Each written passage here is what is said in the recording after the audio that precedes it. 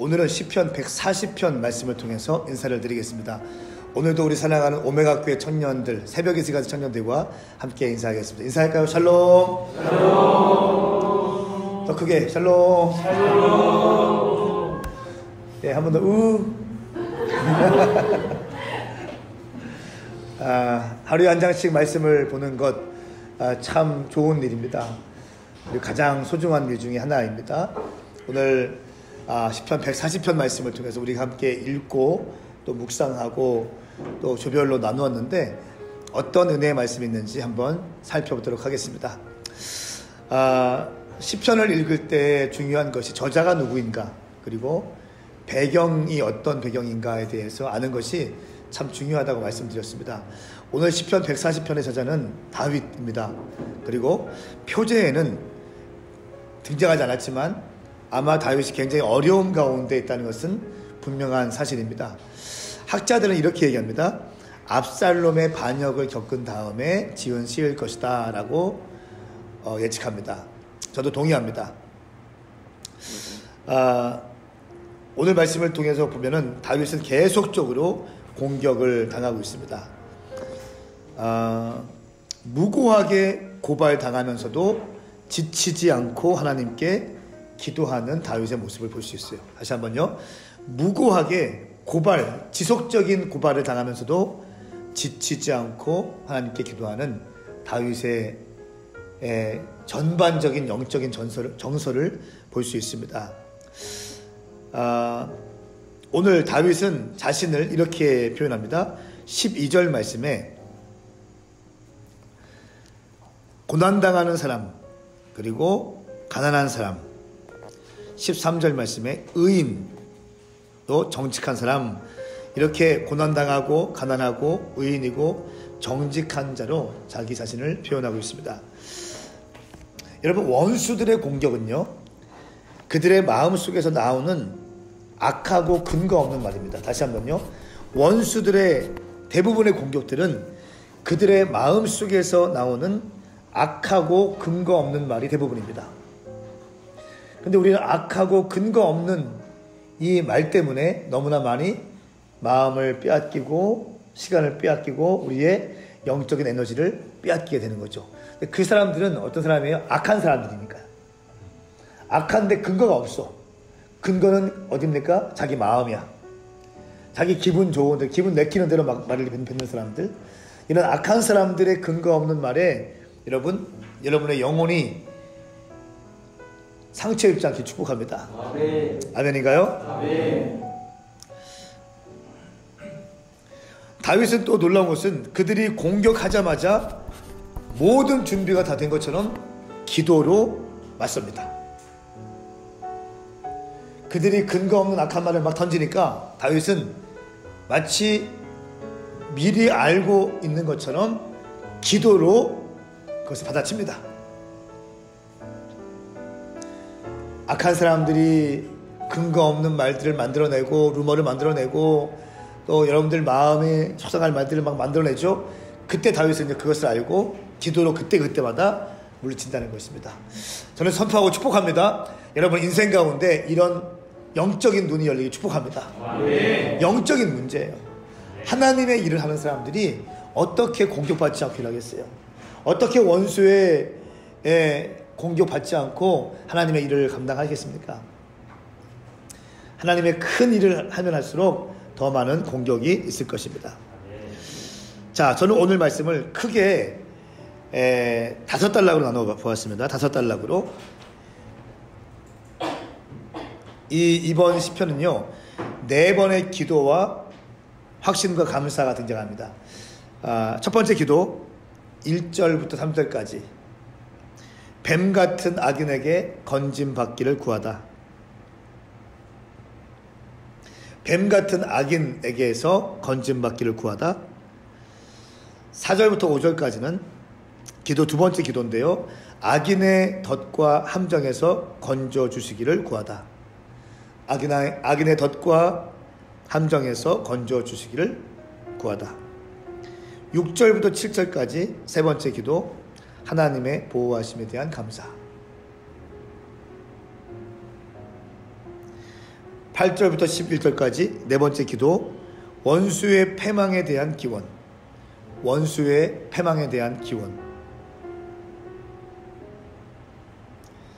그리고 12절부터 13절까지가 확신과 감사로 끝나게 됩니다. 1절 말씀 우리 함께 읽겠습니다. 시작. 오 여호와여, 나를 악한 사람들에게서 구주하소서. 폭력을 행하는 사람들에게서 나를 보호하소서. 아멘. 이 말씀의 전체적인 상황을 보면 아마 1절 말씀은요, 사회적으로 높은 사람들, 또 중요한 위치에 있는 사람들에 의해서 다윗이 폭력을 당하고 있는 것 같습니다. 그리고 2절부터 3절까지는 언어 폭력을 당하고 있어요. 그들은 마음에 악한 계획을 세우고 날마다 모여서 싸움을 일으킵니다. 그들이 자기 혀를 뱀의 혀같이 날카롭게 만들었으니 뱀의 독이 그 입술에 아래에 있습니다. 말씀하고 있어요. 독사의 독, 뱀의 혀와 같이 악한 말을 쏟아놓습니다. 여러분, 악인들의 특징은요, 말을 함부로 한다는 것이 있습니다. 그리고 그 근거가 분명하지 않아요. 자기 마음에서 나오는 겁니다. 악인들의 마음에서. 근데 우리는 어떻게 합니까? 그 근거 없는 말 때문에, 악인들의 말 때문에 상처 입고 마음을 빼앗겨 버리고 열정이 식어지고 상처 입고 방황하고, 그렇죠? 여러분, 결정하세요. 나는 다른 사람들의 말에 의해서 내 영혼을 빼앗기지 아니하리라. 아멘. 근거 없는 악한 사람들의 말 있죠? 그런 사람들이 있습니다. 그런 사람들에 의해서 당신의 영혼이 상처 입지 않기를 기대하겠습니다. 4절 말씀 보면 마치 어떤 상황이냐면, 4절 말씀에 오 여호와여, 악인들의 손에서 나를 지켜주시고 내 발을 걸어 넘어지게 하려는 폭력을 행하는 사람들에게 나를 보호하소서. 악인들의 손에서, 마치 이 말씀 보면 목덜미를 잡혀있는 느낌이 들어요. 그죠? 아주 크고 어마무시한 손으로 목을 딱 잡혀있는 거예요.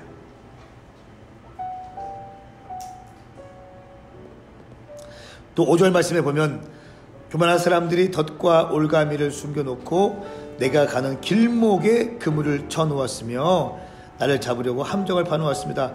내가 가는 길목도 안다는 겁니다. 내가 가는 동선을 이미 파악하고 미리 덫을 만들어 놓는 사람들, 아주 악한 사람들 있다는 거예요. 나를 넘어뜨리게 하는 게 이 사람의 목적이야. 나를 넘어뜨리게 하는 게 목적. 예전에 그 대선할 때 한 10년쯤 됐나요? 한 7, 8년 됐나요? 박근혜 대통령이 당선될 때 이정희 후보가 나와서 TV 토론 이렇게 얘기했어요. 여기 내가 나온 목적은 당신 떨어뜨리기 위한 거라고. 네, 갑자기 기억납니다. 악인들의 목적이 뭔지 아세요? 악인들의 목적? 하나님의 사람들 넘어뜨리는 거예요. 그러니까 박근혜가 하나님 사람 뭐 이런 게 아니라 악인들의 목적이 그렇다는 거예요. 우리 연정이를 넘어뜨리게 하는, 이렇게 예쁜 연정, 해리를 넘어뜨리게 하고 우리 재래를 넘어뜨리게 하고, 어떤 걸로요? 말로써 우리를 넘어뜨리고 공격하는데, 그 공격 말에 근거가 있다 없다? 없다. 거짓말이고 자기 느낌이고 자기 감정입니다. 자기 추측입니다. 자, 그러면서 7절 말씀해 보세요. 오 주 하나님이여, 내 구원의 힘이여, 주께서 전쟁의 날에 내 머리를 덮어주셨습니다. 여러분, 고대에서 전쟁할 때 머리는 굉장히 지금도 중요하지만 굉장히 중요했습니다. 그때 적군이 대부분 화살로 공격했는데 화살의 끝은 그 사람의 머리입니다. 그러니까 여기서 내 머리를 덮어주셨습니다, 이 표현은요, 투구를 씌워주셨습니다 라는 의미예요. 전쟁 때 투구는 굉장히 중요합니다. 이런 전쟁터에서 주님께서 내게 투구를 덮어주셨습니다. 투구가 있으면 그 머리는 보호되는 것이죠. 가장 취약한 곳이 머리입니다. 그런데 그 주님께서 머리를 덮어주셨다라고 말씀하고 있어요. 자, 10절 말씀 보세요. 불타는 숯불이 그들에게 떨어지게 하소서. 그들을 불 속에 깊은 구덩이 속에 던져 다시는 일어나지 못하게 하소서 말씀하고 있습니다. 이 불타는 숯불은 고대 전쟁에서 불타는 화살을 의미합니다. 화살 쪽에 불을 붙여서 화살을 쏘면 적진에 불이 붙는 거죠. 이 불타는 화살의 목적은 적진을 태우기 위한 것이 목적입니다.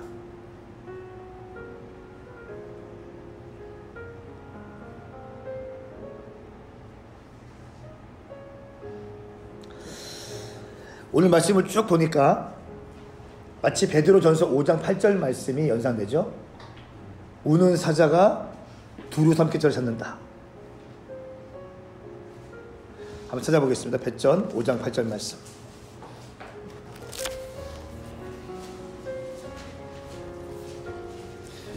베드로전서 5장 8절 말씀 우리 함께 읽겠습니다. 시작. 정신을 차리고 깨어 있으십시오. 여러분의 원수 마귀는 우는 사자처럼 두루 다니며 삼킬 사람을 찾습니다. 아멘. 두루 다니면서 삼킬 자를 찾는 마귀. 이 마귀가 여러분들의 영혼들을 삼키기 위해서 두루 찾고 있다는 것입니다. 특별히 지금 우리가 부흥회가 끝났고 아주 좋은 은혜 가운데 머물러 있습니다.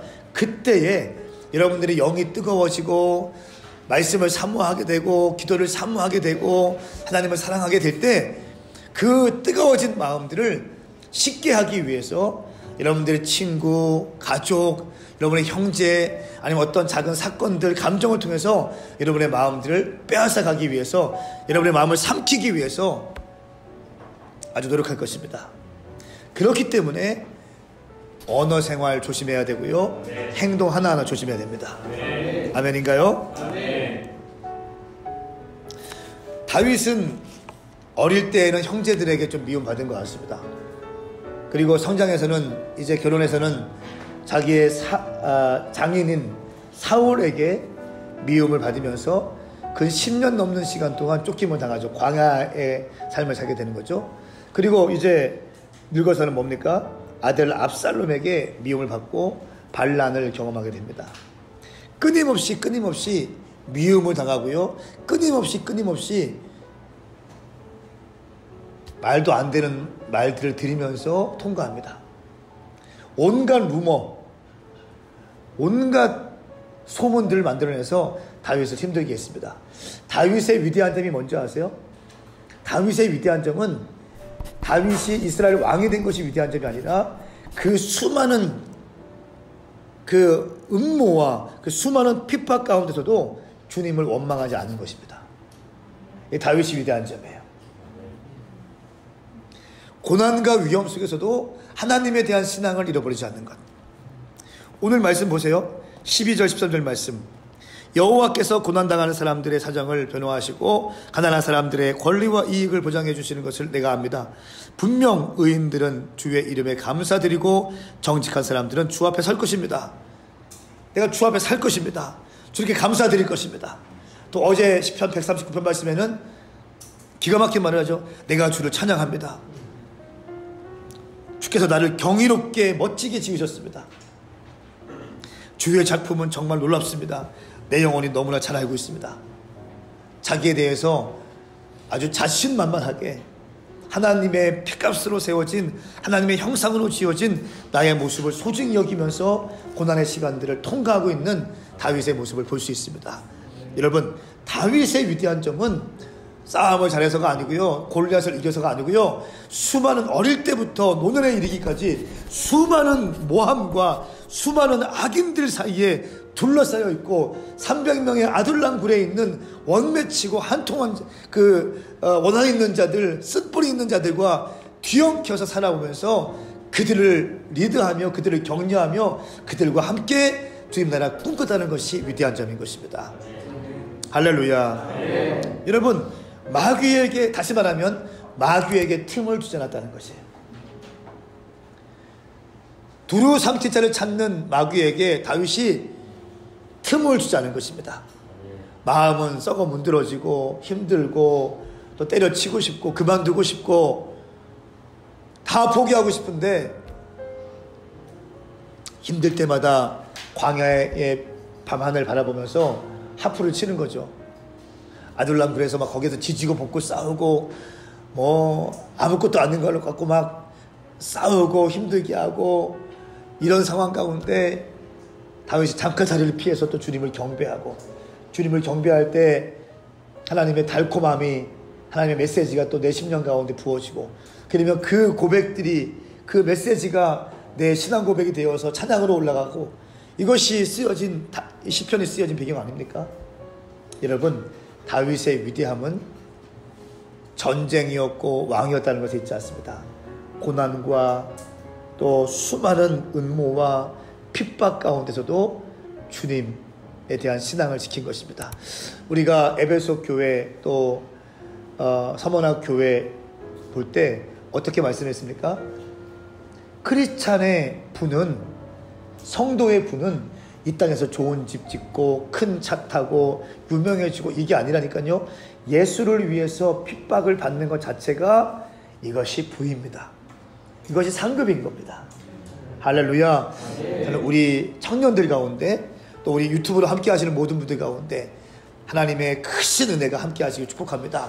여러분의 삶 가운데 고난이 있다 할지라도 또 억울함이 있다 할지라도 모함을 당하고 또 여러 가지 사방의 우겨쌈을 당한다 할지라도 하나님에 대한 신앙심 흐트러지지 않고 감사의 보자기로 당신의 인생을 쌓으면서 살아갈 수 있기를 예수님의 이름으로 축복합니다. 기억하십시오. 다윗의 위대함은 고난 가운데 주님을 노래한 것입니다. 기도하겠습니다. 거룩하신 주님 감사합니다. 오늘 이 생명의 말씀 듣게 하시고 보게 하시니 감사합니다. 이 말씀이 우리 심령 가운데 깊이 있게 심겨지게 하여 주시옵소서. 감사드리며 예수님의 이름으로 축복하며 기도하옵나이다. 아멘. 아멘. 네, 여러분의 오늘 이 말씀이 여러분의 삶 가운데 도움이 되었다면 좋아요와 또 구독과 알림을 꼭 해주십시오. 저는 내일 시편 141편 말씀을 통해서 인사드리겠습니다. 새벽 예배, 오메가교회 새벽 예배도 실시간 생중계되고 있고요. 또 이 9시에 이것도 생중계되고 있고, 또 저녁 7시 30분부터 9시까지 또 40일의 기적, 부흥의 파도를 준비하라 라고 하는 기도도 실시간으로 가고 있습니다. 유튜브를 함께 하시는 모든 분들 가운데 하나님이 함께 하시길 축복합니다. 함께 인사할까요? 샬롬. 샬롬. 저도 앞에 수정 언니랑 비슷한데 저는 다윗이 무슨 폭력을 당했을까 생각을 해봤는데, 처음에는 이제 사울과 압살롬한테 쫓기는 폭력을 당했겠구나 생각을 하다가 오늘 말씀을 계속 보니까 말에 대한 폭력이 많이 나온 것을 보면서 3절에 뱀의 혀같이 날카롭게 하고 뱀의 독이 그 입술 아래 있다고 했고요. 그리고 9절에 보면은 그 입술에 음모가 담겼다고 했고, 그 다음에 11절에 욕하는 사람들이라고 한 것을 보면서 다윗은 한 나라의 지도자이기 때문에 누구보다 자기에 대한 오해와 소문들을 많이 들었었고, 자기가 지은 죄들에 대한 계속 얘기를 많이 들었을 것 같은데, 그것 때문에 되게 폭력을 많이 당했을 거라는 묵상을 해봤습니다. 그러면서 크리스찬은 우리는 6절처럼 부르짖는 사람이 돼야겠구나 라고 묵상을 해보다가 141편을 봤는데 3절을 보니까 내 입에 파수꾼을 두라고 나오는 말씀이 있었어요. 그래서 다윗은 자기가 계속 말에 대한 폭력을 당했는데도 불구하고 자기 입에는 계속 파수꾼을 두면서 나는 입을 지키리라고 생각을 하는 게 너무 배워야 된다고 생각을 했고, 저도 입술을 지켜야겠다고 생각을 했고요. 오늘 목사님 새벽 예배 설교처럼 은혜 받은 다음에 입술을 지켜야 된다라는 말씀이 있듯이 계속 말에 대해서 하나님께서 조금 조심하라는 그런 말씀을 해주신 것 같습니다. 네, 좋습니다. 감사합니다.